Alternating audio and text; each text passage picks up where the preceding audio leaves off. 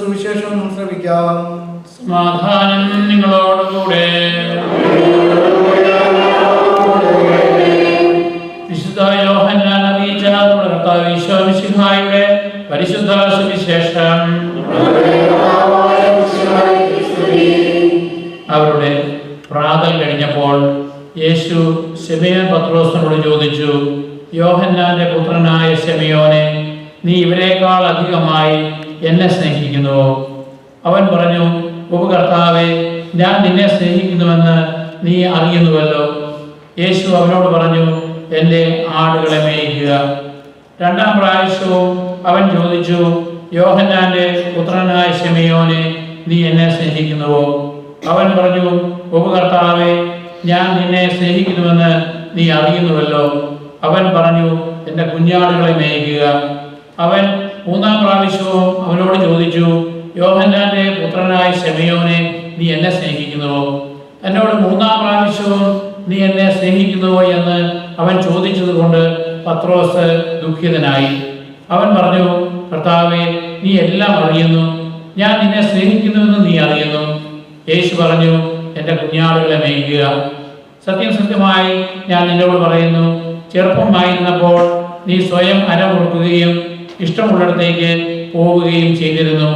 എന്നാൽ പ്രായമാകുമ്പോൾ നീ നിന്റെ കൈകൾ നീട്ടുകയും മറ്റൊരുവൻ നിന്റെ അരമുറുക്കുകയും നീ ആഗ്രഹിക്കാത്തിടത്തേക്ക് നിന്നെ കൊണ്ടുപോവുകയും ചെയ്യും.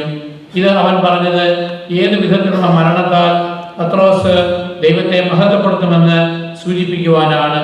അതിനുശേഷം യേശു അവനോട്, എന്നെ അനുഗമിക്കുക എന്ന് പറഞ്ഞു.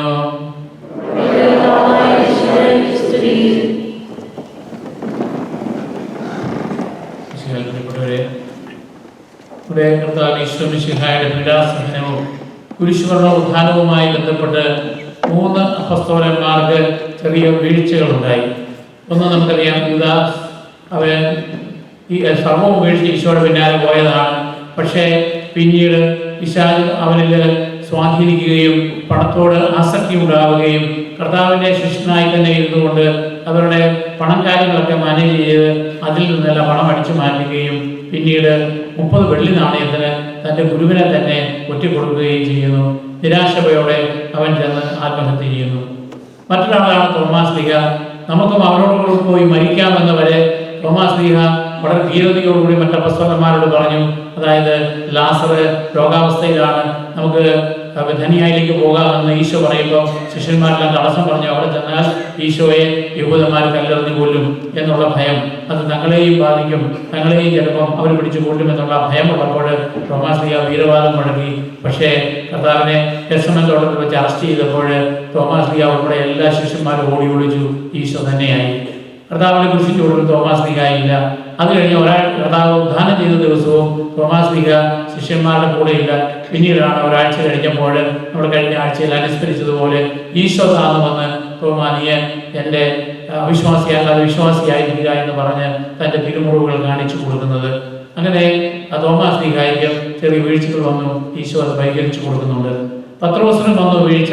അന്നാസിൻ്റെ കോർട്ട്യാർഡിൽ ആയിരിക്കുന്ന അവസരത്തിൽ ചെറിയൊരു കള്ളം 3 പ്രാവശ്യം ആവർത്തിച്ചു പറഞ്ഞു, നീ അവൻ്റെ ശിഷ്യനല്ലേ എന്ന് പറഞ്ഞത് സമ്മതിച്ചാൽ തന്നെയും അറസ്റ്റ് ചെയ്യും, തന്നെയും വിചാരണ ചെയ്യും, തന്നെയും കൊല്ലും എന്ന് പത്രോസ് ഭയപ്പെട്ടതുകൊണ്ട് തൽക്കാലത്തേക്ക് ഒരു കള്ളം പറഞ്ഞു. അങ്ങനെ ഞാൻ അവനെ അറിയുക പോലുമില്ല എന്ന് പറഞ്ഞു. പക്ഷേ അത് പത്രോസിന് വളരെയേറെ മാനസിക വേദന ഉണ്ടാവുകയും അദ്ദേഹം അതേക്കുറിച്ച് പശ്ചാത്തലിക്കുകയും ചെയ്തു. ആ ഒരു കുറ്റബോധത്തോടുകൂടി നടക്കുന്ന അവസരത്തിലാണ് ഈശോ ഇവിടെ പ്രത്യക്ഷപ്പെടുന്ന ഒരു ഭാഗം നമ്മളിന്ന് കാണുക. അതായത് ഈ ശിഷ്യന്മാരെല്ലാം കുറേ നാളായപ്പോഴത്തേക്കും അവർക്ക് പട്ടിണിയായി, അവരെ ആരും സഹായിക്കാനില്ല. ഈശോ ഉള്ളപ്പോൾ ഈശോ അത്ഭുതങ്ങളും അടയാളങ്ങളും ഒക്കെ കാണിക്കുന്നത് കൊണ്ട് ഭക്തസ്ത്രീകളൊക്കെ അവരുടെ വരുമാനത്തിൽ നിന്നൊക്കെ ചെറിയ തുകകൾ കൊടുക്കും, അല്ലെങ്കിൽ ആഹാരം കൊടുക്കും. അങ്ങനെയൊക്കെ അവർക്ക് ഉപജീവന മാർഗം ഉണ്ടായിരുന്നു. ഇപ്പം ഈ 12 പേരിൽ യൂദാസ് മരിച്ചു, ബാക്കി 11 പേരും വളരെ വിഷമിക്കുകയാണ്. അതുകൊണ്ട് പത്രോസ് പറഞ്ഞു, നമുക്കൊരു കാര്യം ചെയ്യാം, നമ്മുടെ പണ്ട് ഉപേക്ഷിച്ച് കളഞ്ഞ വഞ്ചിയും വലയും ഒക്കെ ഉണ്ട്, അല്ലെങ്കിൽ നമ്മുടെ കൂട്ടുകാരുടെ വഞ്ചിയും വലയും കൊണ്ട് ഞാൻ മീൻ പിടിക്കാൻ പോവാം. പത്രോസ് അങ്ങോട്ട് കയറി പറഞ്ഞു. പത്രോസ് നേതൃത്വ വാസനയുള്ളവനാണ്. അപ്പോൾ അതുകൊണ്ട് കൂടെ ഉണ്ടായിരുന്ന 6 പേര്, 7 പേര് കൂടി അവർ മീൻ പിടിക്കാൻ പോവുകയാണ്. എവിടെയാണ്? തൈബീരിയസ് തടാകം. തൈബീരിയസ് തടാകം എന്ന് പറഞ്ഞാൽ തൈബീരിയസ് എന്ന് പറയുന്ന സിറ്റിയോട് ചേർന്നുള്ള ആ ഏരിയയാണ് തടാകം ഒന്ന് തന്നെയാണ്, ഗലീലിയ തടാകമാണ്. അപ്പോൾ അവിടെ അവർ മീൻ പിടിക്കാൻ പോകുമ്പോൾ രാത്രി മുഴുവൻ കിടന്ന് അധ്വാനിച്ചിട്ടും വളരെ എക്സ്പെർട്സ് ആയിട്ടുള്ള അവർക്ക് ഒരു മീൻ പോലും കിട്ടുന്നില്ല. അങ്ങനെ നിരാശരായിട്ട് അവർ അടുത്ത് വരുമ്പോഴാണ് കടക്കരയിൽ നിന്നുകൊണ്ട് ഒരാൾ വിളിച്ചു പറയുന്നത്, മക്കളെ നിങ്ങൾക്ക് മീൻ വല്ലതും കിട്ടിയോ? അപ്പോഴാണ് ഒന്നും കിട്ടിയില്ല എന്ന് പറയുന്നു. എങ്കിൽ വലതുവശത്തേക്ക് ഇറങ്ങി നിങ്ങൾ വല വീശുക. ഇത് ഒരു കാര്യവുമില്ല, കാരണം രാത്രി മുഴുവൻ മീൻ പിടിച്ചു, ഇതുവരെ ഒരു മീനും കിട്ടാത്തവർക്ക് ഇനി ഈ കടലിൻ്റെ സാധനത്തിൽ ഉൾക്കടലിലേക്ക് ചെന്നാലാണ് മീൻ കിട്ടുക. ഇത് കരക്കെടുക്കാറായപ്പം അവിടെ വല വീശാൻ പറയുന്നു. എന്തായാലും അവർ ഇതാരോ അപരിചിതനായ ഒരാൾ പറഞ്ഞു, അവർ ചിലപ്പം കരയ്ക്ക് നിന്ന് ചിലപ്പം മീൻ കാണാൻ പറ്റും, അവർ കടലിൽ നിൽക്കുന്ന ആളിനേക്കാൾ. അതുകൊണ്ട് അവർ വിലയിറക്കുമ്പോഴാണ് 153 മത്സ്യം ലഭിക്കുക. വലിയ 153 മത്സ്യം കിട്ടിയാൽ ആ വല കീറിപ്പോകും. എങ്കിലും അവരത് വലിച്ചു കയറ്റുന്നുണ്ട്, വല കീറിയിട്ടില്ല എന്ന് പറയുന്നുണ്ട്. അത് കാരണം ഇവിടെ ഈ സമുദ്രം എന്ന് പറയുന്നത്, അല്ലെങ്കിൽ തടാകം എന്ന് പറയുന്നത് സഭയുടെ പ്രതീകം, ലോകത്തിന്റെ പ്രതീകമാണ്. അതിലുള്ള മത്സ്യങ്ങൾ എന്ന് പറയുന്നത് മനുഷ്യരാണ്. അവിടെ നിന്ന് ഈ വല എന്ന് പറയുന്നത് സഭയാണ്. അപ്പൊ സഭയാകുന്ന വല ഇറക്കിയിട്ട് ശിഷ്യന്മാർ തന്നെ ശ്രമിച്ചു കഴിഞ്ഞാൽ ഒന്നും കിട്ടുകയില്ല. എന്നാൽ ഈശോ പറയുന്നതനുസരിച്ച് കേട്ടുകഴിഞ്ഞപ്പോൾ അവർക്ക് അത്ഭുതകരമായിട്ട് ആ വലയിൽ ഉൾക്കൊള്ളാവുന്നതിനേക്കാൾ കൂടുതൽ മത്സ്യങ്ങൾ കിട്ടുന്നു. പക്ഷേ ആ വലയ്ക്ക് ഒരു കേടും വരുന്നില്ല. ചിലർ വിചാരിക്കും ഞങ്ങളൊക്കെ ശ്രമിച്ചാൽ ഈ സഭയെ അങ്ങ് നശിപ്പിക്കാം. ഇല്ല, സഭ എക്കാലവും നിലനിൽക്കും. കാരണം അതിൻ്റെ തലവൻ ഈശോയാണ്. പക്ഷെ ഈശോയിൽ ആശ്രയിച്ച് വേണം നമ്മുടെ സഭയെയും നമ്മുടെ ഇടവകയെയും നമ്മുടെ കുടുംബത്തെയും ഒക്കെ നമ്മൾ നയിക്കുവാനായിട്ട്. അങ്ങനെ ഈ മത്സ്യം പിടിച്ചുകൊണ്ട് വരുമ്പോൾ പത്രോസ് യോഹന്നാൻ പറഞ്ഞു കൊടുത്തു, അത് ഈശോയാണ്. യോഹന്നാനാണ് പെട്ടെന്ന് തിരിച്ചറിയുന്നത്. കാരണം ഉയർത്തെഴുന്നേറ്റ ഈശോയെ എപ്പോഴും തിരിച്ചറിയാൻ വളരെ ബുദ്ധിമുട്ടുണ്ടായിരുന്നു. അപ്പോഴാണ് പത്രോസ് ഉടനെ തന്നെ ചാടി ഇറങ്ങി ഈശോയുടെ അടുക്കലേക്ക് ചെല്ലുന്നതും ഈശോ അവർക്ക് വേണ്ടി പ്രാതലൊരുക്കുകയാണ്, ബ്രെഡും മത്സ്യമൊക്കെ. എന്നിട്ട് നിങ്ങൾ പിടിച്ചതിന് കുറച്ച് മീനോടെ കൊണ്ടുവരാൻ പറഞ്ഞപ്പോഴാണ് പത്രോസ് ചെന്ന് ബാക്കി മത്സ്യത്തിൽ നിന്ന് കുറെ പിടിച്ചുകൊണ്ട് വരുന്നത്. അങ്ങനെ തോമസ് ശ്ലീഹായ്ക്ക് പ്രാതൽ കഴിയുമ്പോൾ പ്രാതലിന്റെ സമയത്തൊന്നും മിണ്ടുന്നില്ല. കാരണം ഇവർക്കറിയാം ഈശോയാണെന്ന്. പക്ഷേ ഈശോയോട് സംസാരിക്കാൻ അവർക്ക് മടിയാണ്, എന്താണോ എന്തോ ഭയമാണ്. അതിനുശേഷമാണ് ഈശോ ഇനിഷ്യേറ്റീവ് എടുത്തിട്ട് പത്രോസിനോട് ചോദിക്കുകയാണ്, ഇത്രയും നാളും ഈശോ അവരുടെ പേര് മാറ്റിയിട്ടിരുന്നു, കേസറിയ ഫിലിപ്പി പ്രദേശത്ത് വെച്ച് നീ പാറയാണ്, നീ ഉറച്ച ആളാണ്, ആ പാറമേലാണ് ഞാൻ സഭയെ പണിയുന്നത് എന്നൊക്കെ പറഞ്ഞെങ്കിലും ഈശോ പത്രോസെ എന്നല്ല വിളിക്കുക, യോനായുടെ അല്ലെങ്കിൽ യോഹന്നാന്റെ പുത്രനായ ശിമയോനെ, നീ ഇവരെക്കാൾ അധികമായി എന്നെ സ്നേഹിക്കുന്നു. അതൊന്നല്ല, 3 പ്രാവശ്യം ചോദിക്കുകയാണ്. നമുക്കറിയാം, നമ്മള് കുർബാനയില് നമ്മള് അത്യുന്നതങ്ങളിൽ ദൈവത്തിന്റെ സ്തുതി 3 പ്രാവശ്യം ചെല്ലും. അല്ലെങ്കിൽ നമ്മളുടെ പല പ്രാർത്ഥനകളും പരിശുദ്ധൻ പരിശുദ്ധൻ പരിശുദ്ധൻ എന്ന് പറയും. അതൊരു യഹൂദ പാരമ്പര്യമാണ്. കാരണം അവിടെ തന്നെ വിവാഹ ആചാരങ്ങളോടനുബന്ധിച്ചും വാഴ പിടിക്കട്ടെ എന്ന് 3 പ്രാവശ്യം ചോദിക്കും. അതൊരു പൂർണ്ണതയുടെ പ്രതീകമാണ്, ഒരു സൂപ്പർലേറ്റീവാണ്. അതുപോലെ തന്നെ ഈശോ 3 പ്രാവശ്യം നീ എന്നെ തള്ളി പറയുമെന്ന് പറഞ്ഞു. പത്രോസ് അതുപോലെ 3 പ്രാവശ്യം തള്ളി പറഞ്ഞു. അത് തള്ളിപ്പറയുന്ന ഒരു പൂർണ്ണതയായിരുന്നെങ്കിൽ ഇവിടെ ഞാൻ നിന്നെ സ്നേഹിക്കുന്നുവെന്ന് പൂർണ്ണതയോടുകൂടി 3 പ്രാവശ്യം ആവർത്തിച്ച് പറയുവാൻ ഈശോ അവനെ ഇടയാക്കുകയാണ്. ഈശോ ചോദിക്കുന്ന ഒരു ചോദ്യമുണ്ട്, ഇവയേക്കാൾ അധികമായി നീ എന്നെ സ്നേഹിക്കുന്നുവോ? ഇത് 2 അർത്ഥത്തിൽ വ്യാഖ്യാനിക്കുന്നുണ്ട്. നീ പണ്ട് ഉപേക്ഷിച്ചതാണ് ഈ വഞ്ചി, ഈ വള്ളം, ഈ വല. ഇനി നീ നിന്നിൽ തന്നെയല്ല ആശ്രയിക്കേണ്ടത്. നീ സഭയ്ക്ക് വേണ്ടി ജോലി ചെയ്യുമ്പോൾ നീ വേറെ ഒരു പണിക്കും പോകണ്ട, അതിൽ വേണ്ടതെല്ലാം നിനക്ക് നൽകപ്പെടും. എന്നാൽ നീ പൂർണ്ണമായും ഈ തൊഴിലെല്ലാം ഉപേക്ഷിക്കുക എന്നുള്ള അർത്ഥമാകാം. അതായത് ഭൗതികമായ സമ്പത്ത്, ഭൗതികമായ വരുമാന മാർഗങ്ങളും എല്ലാം ഉപേക്ഷിച്ചിട്ട് നീ അതിനേക്കാൾ കൂടുതൽ, ഈ സമ്പത്തിനേക്കാൾ കൂടുതൽ, വലയേക്കാൾ കൂടുതൽ, വഞ്ചിയേക്കാൾ കൂടുതൽ, 153 മത്സ്യത്തെക്കാൾ കൂടുതലായി നീ എന്നെ സ്നേഹിക്കുന്നുവോ? അപ്പം നമ്മളോട് തന്നെ ചിന്തിക്കണം, നമ്മുടെ ഏറ്റവും കൂടുതൽ സ്നേഹിക്കുന്നത് എന്താ? നമ്മുടെ ബാങ്ക് ബാലൻസ്, നമ്മുടെ ബിസിനസ്സിലുള്ള ഇൻവെസ്റ്റ്മെന്റ്, അതിൻ്റെ വരുമാനം, കൊട്ടാര സദൃശമായി ഞാൻ വാങ്ങിച്ചിരിക്കുന്ന വീട്, ഏറ്റവും നല്ല ക്വാളിറ്റിയിലുള്ള ഏറ്റവും നല്ല കാറ്, ഇതൊക്കെ ഇനിയും കൂടുതൽ ഉണ്ടാകണം എന്നുള്ളതാണ്. എങ്കിൽ അതായത് പള്ളിക്ക് കൊടുക്കണ്ട, സഭയ്ക്ക് കൊടുക്കണ്ട, പാവപ്പെട്ടവർക്ക് കൊടുക്കണ്ട, ഞാൻ എനിക്ക് വേണ്ടി തന്നെ എല്ലാം സമ്പാദിച്ചു കൂട്ടും എന്നുള്ളതാണ് ഈശോ ചോദിക്കുകയാണ്. മകനെ, മകളെ, ഇവയേക്കാൾ അധികമായി നീ എന്നെ സ്നേഹിക്കുന്നു. ഇതെല്ലാം ഉണ്ടാക്കി വെച്ചാൽ നീ ഇന്ന് നിന്റെ ആയുസ് എടുത്താൽ പണി തീർന്നില്ലേ? ഇത് ഒന്നോ നിന്റെ വെട്ടിക്കകത്ത് തന്നു വിടുവോ? വെട്ടിക്കാതെ വെക്കുമ്പോൾ നിന്റെ കമറുണ്ടെങ്കിൽ അത് ഊരിയെടുക്കും, താലി ഉണ്ടെങ്കിൽ അത് പൊട്ടിച്ചെടുക്കും, കയ്യിലൊരു മോതിരം ഉണ്ടെങ്കിൽ അതും ഊരിയെടുക്കും. ഒന്നും ഉണ്ടാകാൻ പറ്റിയാൽ അപ്പൊ അതുകൊണ്ട് ഈശോ ചോദിക്കുന്ന പത്രോസിനോട് ചോദിച്ച അതേ ചോദ്യം നമ്മളോട് ചോദിക്കുകയാണ്, ഇവയേക്കാൾ അധികമായി നീ എന്നെ സ്നേഹിക്കുന്നു. രണ്ടാമത്തെ വേറൊരു അർത്ഥമുണ്ട്, ഇവരെക്കാൾ അധികമായി നീ എന്നെ സ്നേഹിക്കുന്നു എന്ന് പറഞ്ഞാൽ ഇതിന്റെ കൂടെ തോമസും യോഹന്നാനും ബാക്കി ശിഷ്യന്മാരെല്ലാം ഉണ്ട്. അവരെക്കാൾ അധികമായി നീ എന്നെ സ്നേഹിക്കുന്നു. പത്രോസ് അമ്മായിയമ്മയും പത്രോസിന്റെ ഭാര്യയും പത്രോസിന്റെ മക്കളോ ഇവരൊക്കെ ഉണ്ട്. ഇവരെല്ലാം അവരെക്കാൾ എല്ലാം ഉപരിയായിട്ട് നീ എന്നെ സ്നേഹിക്കുന്നു. ഈശോ നമ്മളോട് ചോദിക്കുന്ന ഒരു കാര്യമുണ്ട്, മറ്റെല്ലാവരേക്കാൾ ഉപരിയായി ദൈവത്തെ സ്നേഹിക്കാതെ നിനക്ക് സ്വർഗ്ഗരാജ്യത്തിൽ പ്രവേശിക്കാൻ സാധിക്കുകയില്ല. ആദിമസഭയിൽ ഇതൊരു വലിയ പ്രതിസന്ധിയായിരുന്നു. കാരണം ചില ആളുകൾ പുതു ക്രിസ്ത്യാനികളായി പെട്ടെന്ന് സഭയിലേക്ക് വന്നു.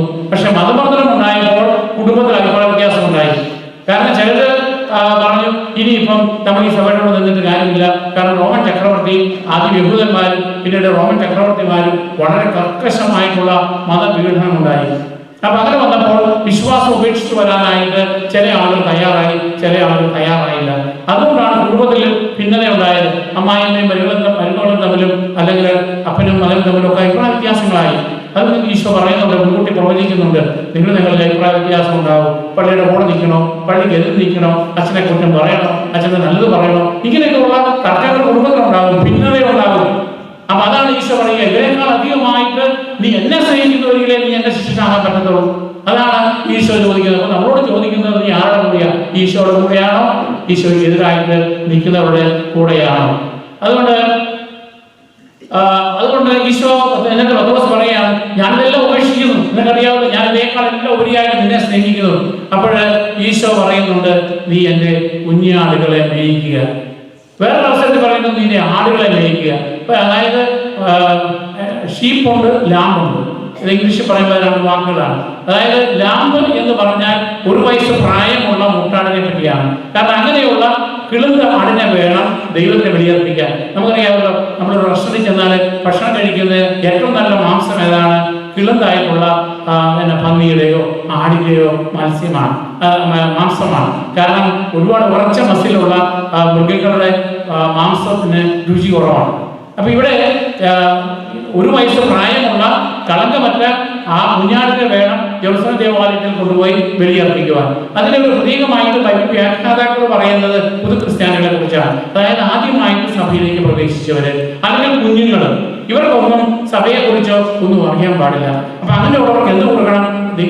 ഫീഡ്, അവർക്ക് ആഹാരം കൊടുക്കണം. അതായത് വിശ്വാസത്തിന്റെ ബൈബിളിന്റെ അറിവ് നമ്മൾ പകർന്നു കൊടുക്കണം. അപ്പൊ അതുകൊണ്ട് നമ്മുടെ കുഞ്ഞുങ്ങൾക്ക്, അതുകൊണ്ടാണ് നമ്മൾ മതബോധന ക്ലാസുകൾ നടത്തുക. അതുപോലെ തന്നെ നിങ്ങളുടെ കുടുംബങ്ങളിൽ ഈശോയെ പറ്റി കുഞ്ഞുങ്ങളോട് പറഞ്ഞു കൊടുക്കുക. അതോടൊപ്പം തന്നെ ഈ കുഞ്ഞുങ്ങളെ സമയത്ത് വേദപാഠ ക്ലാസ്സിൽ കൊണ്ടുവരിക. അതിനുശേഷം വിശുദ്ധ കുർബാനയിൽ പൂർണ്ണമായിട്ടും പങ്കെടുപ്പിക്കുക. കാരണം അതിലൂടെയാണ് നമ്മൾ ഫെയ്ത്ത് ഫോർമേഷൻ കൊടുക്കുക. ആ കുഞ്ഞുങ്ങളുടെ മുമ്പിൽ വെച്ച് സഭയെ കുറ്റം പറയുകയാണെങ്കിൽ, ഇടവകയ്ക്കെതിരായിട്ട് പറയുകയാണെങ്കിൽ, മെത്രാനെതിരെ കുറ്റം പറയുകയാണെങ്കിൽ, വികാരിക്കെതിരെ കുറ്റം പറയുകയാണെങ്കിൽ, ആ കുഞ്ഞുങ്ങൾക്ക് കിട്ടുന്ന മെസ്സേജ് വെറുക്കപ്പെടേണ്ടവരാണ് സഭ, വെറുക്കപ്പെടേണ്ടവരാണ് മെത്രാന്മാര്, വെറുക്കപ്പെടേണ്ടവരാണ് സഭയുടെ കൂടെ നിന്ന് പ്രവർത്തിക്കുന്ന ലൈക്കാരന്മാരും മറ്റു കമ്മിറ്റിക്കാരും. ഇതാണ് കുഞ്ഞുങ്ങൾക്ക് നിങ്ങൾ കൊടുക്കുന്ന മെസ്സേജ്. അപ്പൊ അതുകൊണ്ട് നമ്മൾ കൊടുക്കേണ്ടത് വിശ്വാസത്തിന്റെ നല്ല ഫീഡിങ് ആയിരിക്കണം. അതുകൊണ്ടാണ് എൻ്റെ കുഞ്ഞാടുകളെ മേയിക്കുക. അതുപോലെ തന്നെ പിന്നെ ഈശോ പറയുന്നത്, നീ എൻ്റെ ആടുകളെ മേയിക്കുക. എന്താണ് മേയിക്കുന്നത്? ഇടയനാണ് ആടുകളെ നയിക്കേണ്ടത്. ആടുകൾ എപ്പോഴും കുനിഞ്ഞു നടക്കുള്ളൂ, അവർ മുകളിലേക്ക് അധികം നോക്കാറില്ല. അങ്ങനെ കുനിഞ്ഞു നടക്കുന്ന ആട് അതിന്റെ മുന്നേ പോകുന്നതിന്റെ പുറകെ അങ്ങ് പോകും. അപ്പോൾ അതുകൊണ്ടാണ് ഇടയൻ ആടുകൾ മുമ്പേ നടക്കുന്നത്. അവൻ വടി കുത്തിപ്പിടിച്ചാണ് നടക്കുന്നത്. അവന്റെ വടിയുടെ ശബ്ദവും അവന്റെ കാൽപ്പാടുകൾ പിന്തുടർന്നുകൊണ്ടാണ് പോവുക. ഇവൻ എങ്ങോട്ടാണ് കൊണ്ടുപോകണമെന്ന് ആടിന് അറിയാൻ പാടില്ല. പക്ഷെ അവൻ കൊണ്ടുപോകേണ്ടത് പച്ചപ്പുൽത്തരടികളിലേക്കും പ്രശാന്തമായ ജലാശയത്തിലേക്കുമാണ്. കാരണം ആടിന് ദൂരക്കാഴ്ചയില്ല. അതിനെ ദൂരക്കാഴ്ചയുള്ള ആട്ടിടയൻ അവന്റെ മുൻപേ നടന്ന് അവന്റെ വടികുത്തി പിടിച്ച് നടന്ന് ഇതിനെ അടിക്കാൻ വേണ്ടിയല്ല, അവനെ പ്രോപ്പറായിട്ട് നയിക്കാൻ വേണ്ടി മുന്നോട്ട് കൊണ്ടുപോകുന്നു. അങ്ങനെ പോകുമ്പോൾ വഴിതെറ്റി പോകുന്നതിന് വേണ്ടി അവന്റെ കഴുത്തിൽ പിടിക്കാനാണ് ആ വടിക്ക് ഒരു വളം വെച്ചിരിക്കുന്നത്. അവന്റെ കഴുത്തിലേക്ക് പിടിക്കും, ഇങ്ങോട്ട് വരാൻ പറയും. അപ്പൊ ചിലർക്ക് കഴുത്തെ പിടിച്ചാലേ നേരെ വരുള്ളൂ. അങ്ങനെയുണ്ട് ചില ആളുകൾ. അപ്പൊ അങ്ങനെ ഈ ഇടയൻ ആടുകൾ, അതുകൊണ്ടാണ് മെത്രാന്മാർക്ക് ഈ വളഞ്ഞ വടിയൊക്കെ കൊടുത്തിരിക്കുന്നത്. അപ്പൊ അങ്ങനെ ഈ ഇടയൻ ആടുകൾക്ക് മുൻപേ പോകുന്നത് പ്രശാന്തമായ ജലാശയത്തിലേക്ക് എന്ന് പറയുന്ന ഒരു അർത്ഥമുണ്ട്. അതായത് ഇളകി മറിയുന്ന വെള്ളത്തിൽ ചെന്നാൽ ആടിന് കുടിക്കാൻ പറ്റുന്നില്ല. കാരണം ആടിന്റെ മൂക്കുമായി അടുത്തടുത്താണ്. നമ്മൾ ഇളകുന്ന വെള്ളത്തിൽ നമുക്ക് കടന്ന് കുടിക്കാൻ പറ്റുമോ? വെള്ളത്തിൽ മൂക്കി വെള്ളം കയറും. അതുകൊണ്ട് പ്രശാന്തമായ ജലാശയത്തിലേക്ക് വേണം അവനെ നയിക്കുവാൻ. അപ്പൊ അതുകൊണ്ട് ഈ പ്രശാന്തമായ ജലാശയം എവിടെയാണ്, ഈ പുട്ടകളി എവിടെയാണ് എന്നുള്ളത് നയിക്കേണ്ടത് ഇടയന്റെ കടമയാണ്. അപ്പൊ അതുകൊണ്ട് ഈ ദൈവജനത്തെ നയിക്കുവാനും അവർക്ക് ആത്മീയമായ പോഷണം, സഭാപരമായ അറിവ്, ബൈബിൾപരമായ വിജ്ഞാനം നൽകുവാനുമുള്ള ഉത്തരവാദിത്വമാണ് പത്രോസിനെ ഏൽപ്പിച്ചു കൊടുക്കുന്നത്. പിന്നീട് ഈശോ പറയുകയാണ്, നീ ചെറുപ്പമായിരുന്നപ്പോൾ നീ സ്വയം അലമുറക്കുകയും ഇഷ്ടമുള്ളിടത്തേക്കൊക്കെ പോവുകയും ചെയ്തിരുന്നു. ഇതുവരെ നിനക്ക് അങ്ങനെയായിരുന്നു. അതായത് ഈശോയെ അനുഭവിക്കുന്നതിന് മുമ്പ് ഇവർക്ക് എങ്ങനെ വേണ്ടി എതിരെ വേണമെങ്കിൽ പോകാം. പക്ഷേ ഇനി അതിനുശേഷമോ കാര്യങ്ങൾക്ക് വ്യത്യാസം വരും. അവിവാഹിതരായി നടക്കുന്ന ചെറുപ്പക്കാർക്ക് അവർക്ക് ഇഷ്ടമുള്ളതിലൊക്കെ പോവാം. കല്യാണം കഴിച്ചു കഴിഞ്ഞാലോ ഭാര്യ വടക്കണക്കാൻ തോന്നുന്ന സമയത്ത് വീട്ടിൽ പോകാം. കൊച്ചിനെ നോക്ക്, കൊച്ചിനെ ഡയപ്പർ മാറ്റും, പല സ്വാതന്ത്ര്യവും ഭാര്യയ്ക്കാണെങ്കിലും ഭർത്താവിനാണെങ്കിലും കുറയുകയാണ്. ഇപ്പൊ ഈശോ പറയുകയാണ്, നീ ഇനി മുതൽ നീ എന്നെ അനുഭവിക്കുമ്പോൾ നിനക്ക് ഇഷ്ടമുള്ളതൊന്നും പോകാൻ പറ്റിയ, നിന്റെ തോന്നിവാസം നടക്കാൻ പറ്റുകയില്ല. കാരണം സഭയ്ക്ക് വേണ്ടി നീ ശുശ്രൂഷ ചെയ്യുമ്പോൾ തീർച്ചയായും നിനക്ക് മതപ്രവർത്തനം ഉണ്ടാകും. സഭാവിരോധികൾ റോമൻ സൈന്യമാകാം, അല്ലെങ്കിൽ യഹൂദന്മാരാകാം, നിന്നെ ബന്ധിക്കും, നിന്നെ വിചാരണ ചെയ്യും, നിന്നെ ഇഷ്ടമില്ലാത്തടത്തേക്ക് നിന്നെ അവർ കൊണ്ടുപോകും, നിന്നെ കുരിശിയെ തറയ്ക്കും. ഇതെല്ലാം സംഭവിക്കുന്നുണ്ട്. പത്രോസ് 32 വർഷക്കാലം പിന്നീട് കർത്താവിന് വേണ്ടി ശുശ്രൂഷ ചെയ്യുമ്പോൾ പത്രോസിനും മറ്റ് ശിഷ്യന്മാർക്കും ഒക്കെ ഈ പ്രതിസന്ധികളിലൂടെയാണ് അവർ കടന്നു പോയത്. അതുതന്നെയാണ് യഥാർത്ഥ പുരോഹിതനായാൽ, മെത്രാനായാൽ, ആത്മായ ശുശ്രൂഷകനായാലും മറ്റുള്ളവരെ പ്രീതിപ്പെടുത്തുവാനല്ല, ദൈവം ആഗ്രഹിക്കുന്ന രീതിയിൽ ദൈവരാജ്യത്തിലേക്ക് നയിക്കുവാൻ വേണ്ടിയിട്ട്, സഹനം ഏറ്റെടുക്കുവാൻ വേണ്ടിയിട്ട് ഡെഡിക്കേറ്റഡ് ആകണം. അത് സന്യസ്തരായാലും മിഷണറിമാരായാലും ആത്മായ പ്രേക്ഷിതരായാലും. അതുകൊണ്ട് പണ്ട് എന്നെ അനുഗമിക്കുക എന്ന് പറഞ്ഞ പത്രോസിനോട് വീണ്ടും ഇന്നത്തെ സുവിശേഷത്തിൽ അവസാനിപ്പിക്കുന്നത് എന്നെ അനുഗമിക്കുക. അതായത് നിത്യപ്രവാഗ്ദാനം പോലെയാണ്. അതായത് ഇത്രയും നാൾ നീ 3 കൊല്ലം എന്നെ അനുഗമിച്ചു, ഇനി അതല്ല, നീ പൂർണ്ണമായിട്ട് എന്നെ വീണ്ടും അനുഗമിക്കുക. അതുകൊണ്ട് നമുക്ക് കർത്താവ് നമ്മളോട് പറയുന്നതാണ്, മക്കളെ, നിങ്ങളുടെ സ്വാർത്ഥ താല്പര്യങ്ങൾ, നിങ്ങളുടെ വെസ്റ്റേൺ ഇൻട്രസ്റ്റ്, നിങ്ങളെ സ്വാധീനിക്കുന്ന ഈ തിന്മയുടെ ഗ്രൂപ്പുകൾ ഒക്കെ ഉപേക്ഷിച്ചിട്ട് നിങ്ങൾ എന്നെ സ്നേഹിക്കുമോ? എന്നെ സ്നേഹിക്കുന്നെങ്കിൽ നിങ്ങളുടെ കുടുംബത്തെക്കാളായി ഉപരിയായി, നിങ്ങളുടെ സമ്പത്തിനേക്കാൾ അധികമായി, നിങ്ങളുടെ കൂട്ടുകാരേക്കാൾ അധികമായി നിങ്ങൾ ആദ്യം എന്നെ സ്നേഹിക്കുക. എന്നോടുള്ള സ്നേഹത്തെ പ്രതി ഞാൻ നയിക്കുന്ന സഭയെ സ്നേഹിക്കുക, സഭയോടൊത്ത് പ്രവർത്തിക്കുക. ഞാൻ നിങ്ങൾക്ക് ഏൽപ്പിച്ചിരിക്കുന്ന മക്കളെയും ഞാൻ നിങ്ങൾക്ക് ഏൽപ്പിച്ചിരിക്കുന്ന സഹോദരങ്ങളെയും സഹപ്രവർത്തകരെയും സ്നേഹിക്കുകയും ശുശ്രൂഷിക്കുകയും ചെയ്യുക.